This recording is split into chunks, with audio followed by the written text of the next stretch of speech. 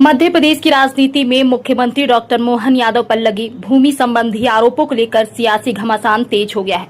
एक और कांग्रेस लगातार सवाल उठा रही है, तो दूसरी ओर भाजपा दस्तावेजों के आधार पर अपने पक्ष को सही बता रही है। भाजपा का दावा है कि मुख्यमंत्री द्वारा घोषित 17 एकड़ भूमि में किसी प्रकार का कोई बदलाव नहीं हुआ है। पार्टी का यह भी कहना है कि परिवार के अन्य सदस्यों की संपत्तियों को लेकर लगाए गए आरोप तथ्यात्मक रूप से गलत हैं और उन्हें बेवजह मुख्यमंत्री से जोड़ा जा रहा है।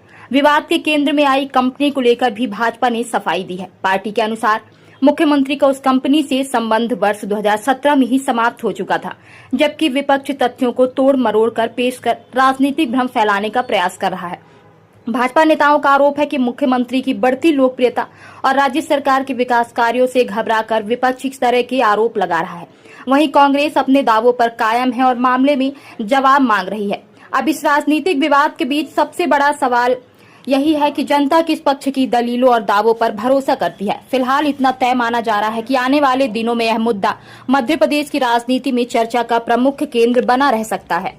आज कांग्रेस पार्टी के द्वारा हमारे लोकप्रिय मुख्यमंत्री मोहन यादव जी पे जो एक आरोप लगाए गए वो पूरी तरह गलत है। भ्रम की स्थिति पैदा करने का प्रयास कांग्रेस और उनके नेताओं के द्वारा किया जा रहा है। मैं समझता हूं कि इसमें बिल्कुल भी सच्चाई नहीं है।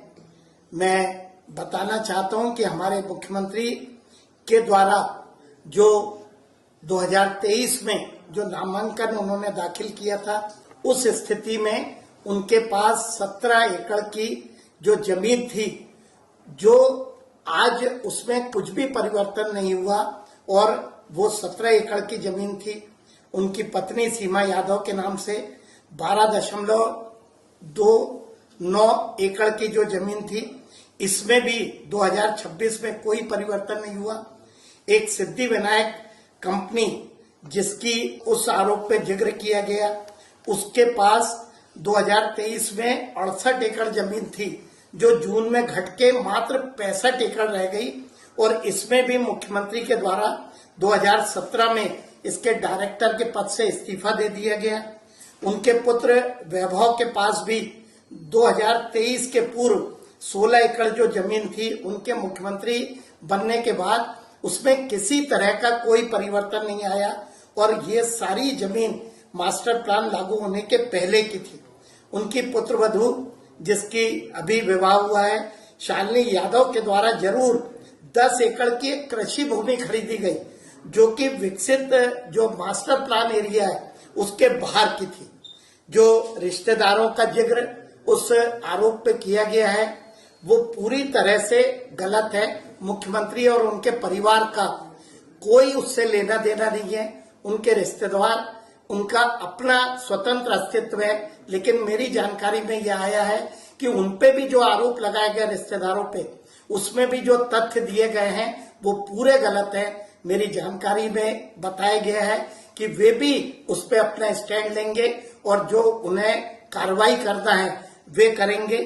किसी लोकप्रिय मुख्यमंत्री को जिसके द्वारा प्रदेश के विकास में लगातार काम किया जा रहा है, इस प्रदेश को विकसित बनाने का काम किया जा रहा है, चाहे किसानों की बात करें, चाहे इंडस्ट्रियल प्रोग्रेस की बात करें, इस प्रदेश को, मध्य प्रदेश को इस देश के सबसे विकसित राज्यों में ले जाने का काम हमारे जो लोकप्रिय मुख्यमंत्री मोहन यादव जी कर रहे हैं, उनके खिलाफ एक षड्यंत्र का काम कांग्रेस पार्टी कर रही है। मैं कांग्रेस पार्टी पे यह आरोप लगाना चाहता हूं कि जब जब एक पिछड़े वर्ग का मुख्यमंत्री इस प्रदेश को मिला, चाहे उमा भारती हो, चाहे शिवराज सिंह चौहान हो या हमारे मोहन यादव हो, उनके खिलाफ षड्यंत्र करके उनको कमजोर करने का काम कई लोगों के द्वारा किया गया। समाज के ठेकेदार जिन्हें प्रदेश में पिछड़े वर्ग का नेतृत्व स्वीकार नहीं होता, वे लगातार इस तरह के षड्यंत्र करते हैं और इस तरह एक लोकप्रिय मुख्यमंत्री को कमजोर करने का काम करते हैं। मैं पूरी विनम्रता के साथ, पूरी कड़ाई के साथ कांग्रेस के आरोपों का खंडन करता हूं और कांग्रेस को चुनौती देता हूं कि जब वो हमारे लोकप्रिय मुख्यमंत्री को जनता के द्वारा, उनके द्वारा जो विकास कार्य कर गए हैं उसमें नहीं पीछे कर पाए, तो उनके द्वारा इस तरह के षड्यंत्र करके हमारी सरकार को, मुख्यमंत्री को कमजोर करने का काम किया जा रहा है, जिसे इस प्रदेश की जनता कतई बर्दाश्त नहीं करेगी।